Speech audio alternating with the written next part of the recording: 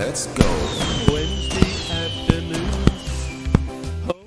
As my team did on Monday night up at Doncaster. Apart from the goalkeeper, who he sort of rotates the cup tie goalkeeper's Turner, he comes in for those games, and he's pretty good as a number 2 to Henderson. But otherwise, it was pretty much a first team by Palace. I think they rested Eze because he's not been 100% fit. But it was a professional performance, and one you would have expected a Premier League team to beat. Well, what are they? A League Two team, I think, Doncaster. So you would have expected that result, but Palace still had to do the business. That they were dogged. They played pretty good football. So it's what happens. But yes, if Palace had lost to a League Two team, that would have been something of a giant killing. But Palace had put their first team out pretty much. So yeah, it would have been a surprising loss. But in Liverpool's case, they put out very much should we say, a second 11. Some still very good players who don't normally start, like Elliott, who's brilliant. He's about 20 or 21, Harvey Elliott, and he comes on as a sub usually, and he's like a great impact sub. He does the business. He's got so much football nous. He reads the game and he scores goals sometimes. So he was playing. So I'm not suggesting the players, if you're going to be a player at Liverpool, you've got to be pretty good. But I think there was a lot of inexperience in the team, both in cup competitions and first team generally. So I was slightly surprised that Slot didn't put out a slightly stronger team, because in the event they've gone, maybe they just want to focus on the Premier League and the Champions League, understandably. But I was surprised nonetheless. Yeah, I was just thinking about the mentality behind that. Why wouldn't you want to win the FA Cup?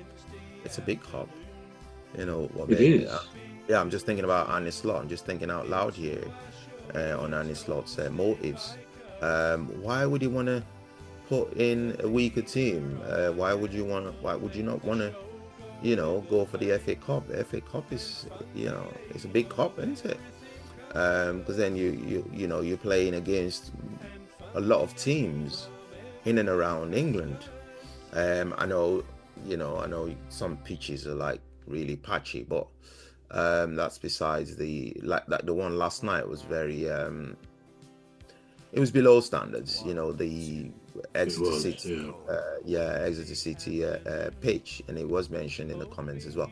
But yeah, I don't understand why they wouldn't want to go for the FA Cup. Why would he just want to concentrate on the Premier League? Because if you win 2 trophies, you've got the machinery for that. I mean, he's got a good squad, isn't it? Why would he then want to limit his success? It's like limiting success, isn't it? It's like, I'm just going to concentrate on this and that. I suppose another reason might be perhaps because of injuries. He doesn't want his big players to sustain, injuries that would then put them out of, matches to come. But yeah, anyway. To come in on that, it's a good point you've made. But I don't think it's that they don't want to win that competition. But I think there's a couple of things. One is that the cup competitions, perhaps for the higher up clubs in the Premier League, it does give the managers an opportunity to rotate some players. And, it must be difficult at the best of times keeping all of your squad of 25 players you register at the beginning of the season, keeping them all happy. I mean, you may have a first team squad, if you like, of 14 or 15 players. So it does give a manager the chance to blood. Soft Emma and the ladies, Dr. Gladys and Phantom and Rose. We all have a lovely show every weekday. So join us for a lovely show. Say hello to Phantom, Dr. Glad. to come in on that, it's a good point you've made. But I don't think it's that they don't want to win that competition. But I think there's a couple of things. One is that the cup competitions, perhaps for the higher up clubs in the Premier League, it does give the managers an opportunity to rotate some players. And, it must be difficult at the best of times keeping all of your squad of 25 players you register at the beginning of the season, keeping them all happy. I mean, you may have a first team squad, if you like, of 14 or 15 players. So it does give a manager the chance to blood some younger players who don't always come on even as a substitute, to keep them happy. Otherwise, they could go weeks, months without ever getting a game for their club. Yeah. So I think that's one element. The other one is perhaps a bit more thoughtful in a sense, thoughtful about it, because I'm sure there must be cases where a manager thinks, well, we're playing a team at the bottom of the league below, the Championship, who are actually having a pretty appalling season. I mean, they sacked Wayne Rooney, didn't they? Because they kept losing. I think the current guy has picked things up a bit, but they're still down there in that part of the division.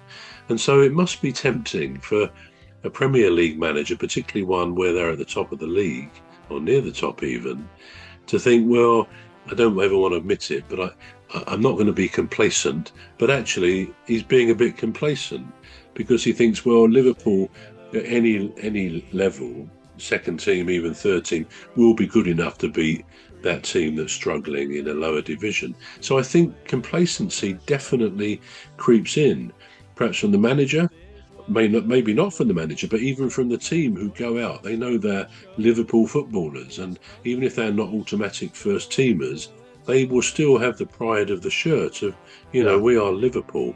So it is possible, I'm sure, for any Premier League teams, when they're playing a team in a lower division, to be complacent. It's not even a choice. I think sometimes it's that complacency is there without you even being aware of it. And I suppose I'm trying to think of an example in life. I mean, it's difficult to come up with an example, but if I, for example, if you said to me, I challenge you to a game, bruv, of table tennis, well, I would think, yeah, I mean, I know in my bones that I'll thrash Cuz. He won't have a chance when I get on the table with him. So I'm really joking. You might be a great table tennis player, and I haven't played for a long time. But my point is that if someone is very much better at something than someone they're playing, then you will be complacent almost by nature, even if you didn't want to be.